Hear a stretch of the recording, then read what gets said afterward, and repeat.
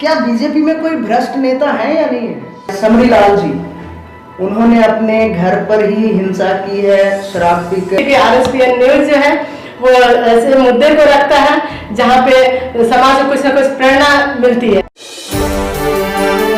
आप देख रहे हैं RSPN न्यूज, स्पष्ट मंतव्य खरी बात। नमस्कार सभी को, मैं अभिमन्यु ओझा और आपका स्वागत है RSPN न्यूज में स्पष्ट मंतव्य खरी बात। और आज टीचर्स डे के उपलक्ष्य पर हमारे स्टूडियो में मौजूद हैं कुमुद झा जी। नमस्कार। कुमुद झा जी किसी पहचान की मोहताज नहीं है। ये रांची महानगर भाजपा की पदाधिकारी हैं और साथ में एक सक्रिय समाज सेवी जो हर वक्त किसी भी समय खड़ी रहती है समाज के लिए। तो आइए जानते हैं कुमुद झा से पहले उनके बारे में। मेरा बैकग्राउंड ही आर्मी में थे पापा मेरे, तो और मैं भी CRPF में थी। जब मुझे अपने परिवार के दायित्व को देखते हुए फैसला लेना पड़ा कि मैं उस सर्विस को छोड़ दूं और छोड़ करके मैं अपने घर को देखूं, तो हमारे अंदर तो एक कसक रह गई, क्योंकि मैं देश सेवा से ओतप्रोत थी। मैं बैकग्राउंड मेरा वही था और मैं भी वही काम कर रही थी। तो कहीं ना कहीं लगने लगा कि मैं जब घर में बैठ गई हूँ, मैं किस समाज के लिए कुछ कर नहीं पा रही हूँ। तब मैंने डिसीजन लिया कि मैं अब निकलूँ और स्कूल के इस पर शिक्षिका बनने का कोशिश की, ताकि उसमें मैं उससे समाज के सेवा का शुरुआत कर सकूँ। मैं निकली और वही स्कूल खोली। उसके बाद से जो समाज सेवा का सिलसिला शुरू हुआ और आज तक है, और हम चाहते हैं कि इसको हम अनवरत चलाएं और समाज के लिए कुछ कर सकें। जी, तो सबसे पहले तो कुमुद जी, मैं आपसे ये पूछना चाहूँगा कि अभी मेरे ख्याल से 4 या 5 दिन हुए होंगे ज़्यादा से ज़्यादा, एक परिवार को डेड बॉडी नहीं दी जा रही थी क्योंकि पैसे कुछ बाकी थे। तो उसके बारे में थोड़ा सा बताएंगी? वो लोग चतरा के रहने वाले थे। पेशेंट का नाम था उत्तम साहू करके। अच्छा। वो लोग मुझे नहीं जानते थे ना, मैं उन लोग को जानती थी। लेकिन जैसा कि मैं समाज सेवा करती हूँ तो कुछ लोग जानते ही हैं। यहाँ पे उनके थ्रू उनको नंबर मिला, उन्होंने मुझे कांटेक्ट किया। कांटेक्ट करके बातें बताई कि एक दिन पहले ही डेथ हो चुका था इस पेशेंट का और डेड बॉडी लोग नहीं दे रहे थे, और धमकी भी दिया जा रहा था कि आप अगर नहीं पैसे पेमेंट करते हैं तो आपके ऊपर FIR किया जा सकता है। थोड़ा सा गांव देहात के होने की वजह से इन लोग को आयुष्मान कार्ड के फायदे लेने का भी जानकारी नहीं थी, लोग लेकर ही नहीं आए थे। तब फिर मैं बात की और मैं सोची ठीक है, इस पर क्या कर सकते हैं, देखते हैं। मैं गई हॉस्पिटल गई अपने स्तर से। थाना को भी पहले मैंने सूचित किया। उन्होंने भी क्या कोऑपरेट तो नहीं बोल सकते, लेकिन हाँ उन्होंने एक लाइन बताया कि ठीक है आप लोग, हम लोग तो नहीं जाएंगे, आप लोग एक बार बैठ करके अपना बात करके देखिए। फिर हम लोग गए हॉस्पिटल में, बात किए। वहाँ जो MOD थे इंद्रजीत सिंह, उनसे मुलाकात हुई। लगभग घंटे 2 घंटे बातें हुई। उन्होंने भी जो अपने फैक्ट था वो रखा, और वो सही है उस जगह पे भी, क्योंकि उनका एक बिजनेस था कि डेड बॉडी पड़ा हुआ है और दूसरा दिन हो रहा है, अगर डेड बॉडी नहीं निकलता है तो वो सड़ जाएगा। और ये एक इंसानियत के नाते उनको रिक्वेस्ट किए, समझाए, उनको कुछ बातें, कुछ ऐसा जरूरी जो बोलना था, जो सही बातें थी वो बताई उनको, उनके साथ जो भी था सामने रखे। फिर उन्होंने लास्टली अपने प्रशासन से बात किया और उसके बाद उन्होंने 2 लाख रुपया उनका माफ़ किया। और डेड बॉडी रात को 10:30 बजे यहाँ से डेड बॉडी भी किया और एम्बुलेंस में भी हेल्प किया और वो गए खुशी।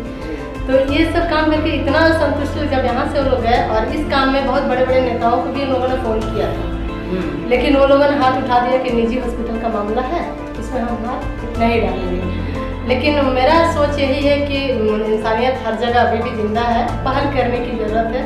और मैंने पहल किया और सक्सेसफुली सरकार ने भी, मेरा तरह भी ऐसा हुआ था, उन्होंने भी कोऑपरेट किया था। तो मैं तो उनको भी धन्यवाद देना चाहती हूँ और हमें भी ऐसे समाज के लिए आगे आना चाहिए। यहाँ जो ध्यान देने वाली बात है वो ये है कि वो लोग आयुष्मान कार्ड लेकर नहीं आए थे, है ना? नहीं आए थे, क्योंकि अगर वो लोग आयुष्मान कार्ड लेकर आते तो इतना जो प्रॉब्लम हुआ, इतनी समस्या हुई, वो होती ही नहीं। वो हॉस्पिटल आयुष्मान के तहत जो है उनका इलाज करता और जो भी पैसे थे वो रिकवर करता आयुष्मान के तहत ही। अगर किन्हीं को कैंसर है और उनके पास पैसे कम हैं तो वो क्या कर सकते हैं? इस कंडीशन में जैसे मैंने पहले भी करवाया भी है और उसमें बताना चाहती हूँ कि जिसको भी कैंसर है, कुछ इस तरह का बड़ा बीमारी है, वो प्रधानमंत्री राहत कोष और मुख्यमंत्री राहत कोष से उन्हें पैसे मिलते हैं। बस वो जागरूक होने की ज़रूरत है। आप जाइए और वहाँ जहाँ सटीक जगह है उस जगह पे आप अपना आवेदन दीजिए और वहाँ हॉस्पिटल का एस्टिमेट के हिसाब से हॉस्पिटल के अकाउंट में पैसे आते हैं और उनका इलाज फ्री ऑफ कॉस्ट हो जाता है। तो वो सटीक जगह कौन सी है जहाँ जाना पड़ेगा? हाँ, एक्चुअल में हमारे प्रतिनिधि हैं, सभी प्रतिनिधि लोग, उन प्रतिनिधि लोग के थ्रू हम एक आवेदन देते हैं, वो लोग अनुशंसा करते हैं, उस अनुशंसा के बदौलत मिलता है। जैसा कि हमने हमारे माननीय सांसद जी के सहयोग से 2-3 बार करवाया है इस तरह का और हुआ है। अब आते हैं राजनीति पर।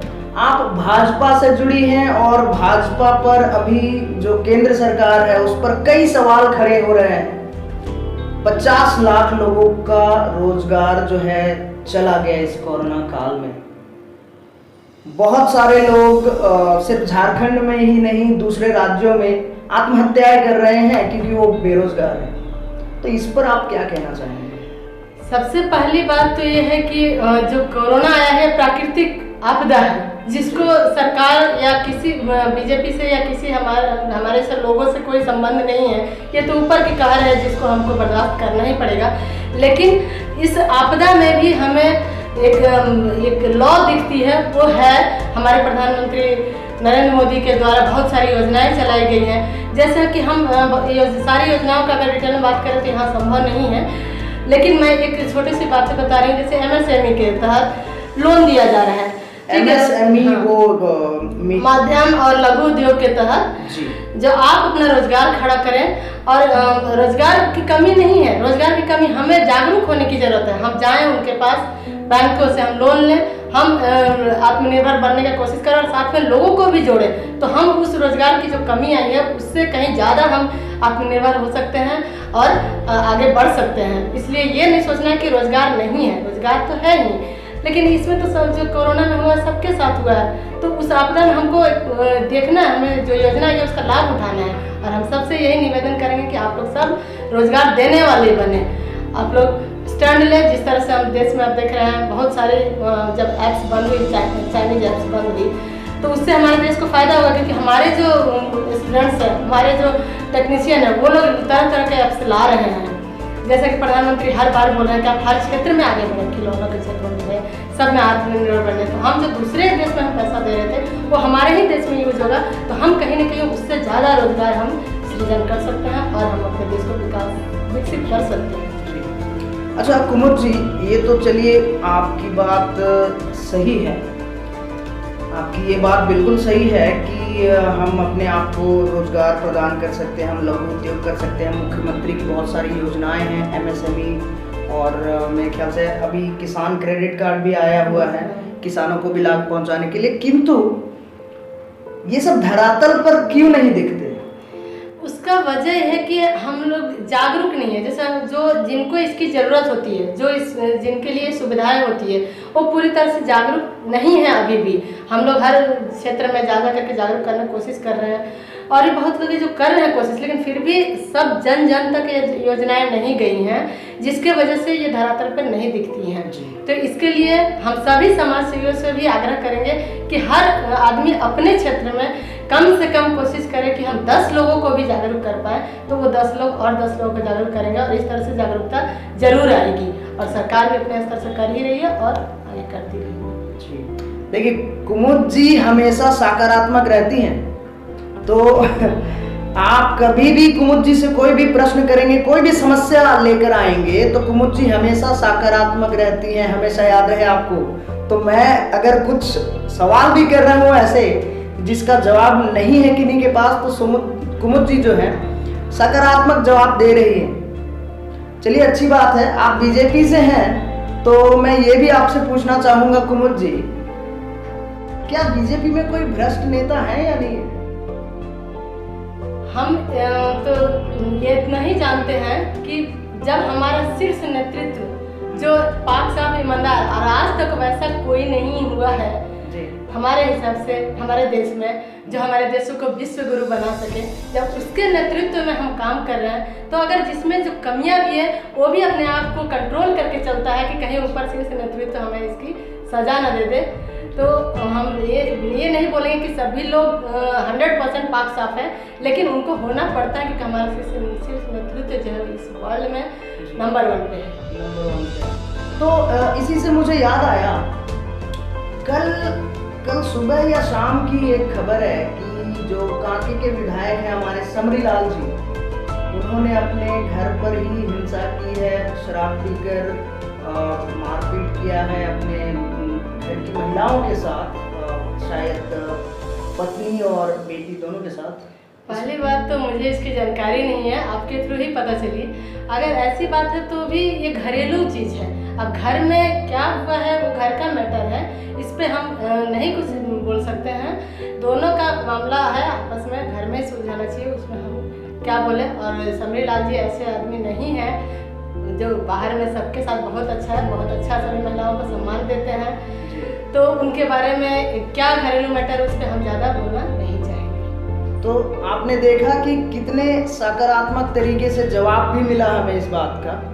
हालांकि अब वो तो निर्भर करेगा जब जांच होगी, शायद केस हुआ है तो जब जांच होगी तब निर्भर करेगा कि समरीलाल जी दोषी हैं या फिर वो जो घरेलू हिंसा होती है आमतौर पर वही हुआ था।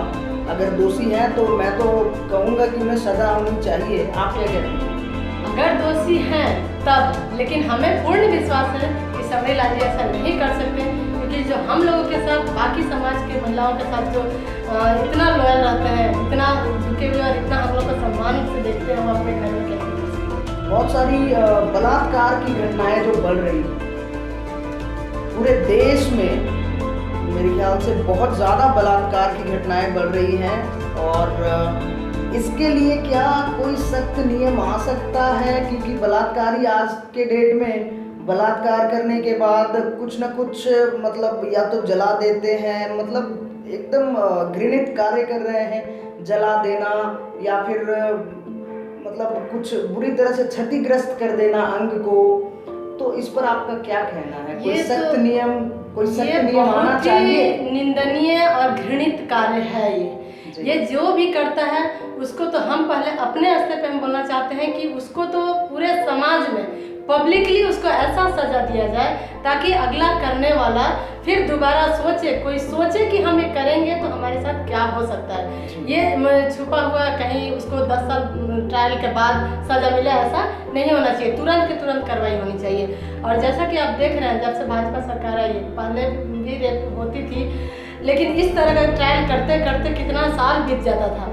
लेकिन आप कहीं ना कहीं 2-4 केस देखे होंगे, जैसे डॉक्टर प्रियंका वाला केस में भी देखे होंगे आप, कि उनको इंस्टेंट कार्रवाई हुआ है और उनको एनकाउंटर किया गया है। लेकिन हम चाहते हैं और बनेगी, जरूर ये नियम बनेगी, उससे भी कड़ी नियम बने, जो हम आपको बोले कि सार्वजनिक जगह पे उनको ऐसा सजा दिया जाए कि वो लोग दोबारा करने से पहले, कोई भी आदमी ये सब चीज़ सोचने से पहले वो कांप जाए। ये नहीं हो, और हमें उम्मीद है कि ऐसा कोई ना कोई कानून बनेगी, क्योंकि कहीं ना कहीं पहले नाबालिग लोग नाबालिग बोल करके बच जाते थे, आज कहीं ना कहीं उन लोगों को भी डर हुआ है। और आगे हम चाहते हैं इससे भी बड़ी से बड़ी सजा उनके लिए मुकर्रर की जाए। जी, सहमत हूँ आपसे। सार्वजनिक रूप से समाज के सामने उन्हें दंडित किया जाना चाहिए, या तो मेरे हिसाब से तो उन्हें जिंदा जला देना चाहिए। आज शिक्षक दिवस है, तो आप क्या मोदी जी को अपना प्रिंसिपल मानती हैं, हेडमास्टर मानती हैं, क्या मानती हैं? जरूर, आज शिक्षक दिवस है और हम शिक्षक तो है ही गुरु, लेकिन जो हमारे देश को आगे तक ले जा रहे हैं, जिनके प्रेरणा से हम लोग आगे बढ़ रहे हैं, आज समाज सेवा के लिए निकल रहे हैं, वो भी हमारे गुरु हैं और प्रिंसिपल है, हमारे हेडमास्टर हैं। और हम सभी देशवासियों से, सभी शिक्षकों से, क्योंकि हम सभी शिक्षक हैं, हम एक माँ के रूप में शिक्षक है, एक पिता के रूप में शिक्षक है, एक भाई के रूप में शिक्षक है, स्कूल में तो है ही, एक गुरु के रूप में शिक्षक है। हर क्षेत्र में, या एक आप अगर बिजनेस में भी जाए तो उसमें भी कोई ना कोई शिक्षक होता है। तो हम सभी किसी न किसी रूप में शिक्षक हैं। हम सबको बधाई, शुभकामनाएं, और सबसे अपील भी करना चाहती हूँ कि शिक्षक के सभी गुणों को अपनाते हुए आप समाज के लिए कुछ न कुछ करने का जज्बा रखें और करें। बस यही सबसे विनती है। मैंने सोचा आपने कहा कि आप सबसे अपील करना चाहते हैं कि RSPN न्यूज़ को सब्सक्राइब करें, लाइक करें, शेयर करें। जरूर जरूर जरूर, मैं खुद की भी हूँ और मैं सबसे बोलूँगी भी, क्योंकि RSPN न्यूज़ जो है वो ऐसे मुद्दे को रखता है जहाँ पे समाज को कुछ ना कुछ प्रेरणा मिलती है। हम जरूर चाहेंगे कि सभी सब्सक्राइब करें और हम लोगों को अपने स्तर से करवाएंगे जी। तो इसी के साथ हम समापन करते हैं अपने इस कार्यक्रम का, और कुमुद जी का बहुत बहुत आभार। कुमुद जी, आपको भी आभार, आपने हमें मौका दिया अपनी बातों को रखने का। और सभी से आग्रह है कि RSPN न्यूज़ को सब्सक्राइब करें, लाइक करें, शेयर करें, कमेंट करें और अपनी प्रतिक्रियाएं ज़रूर दें कि हम और बेहतर कैसे कर सकते हैं।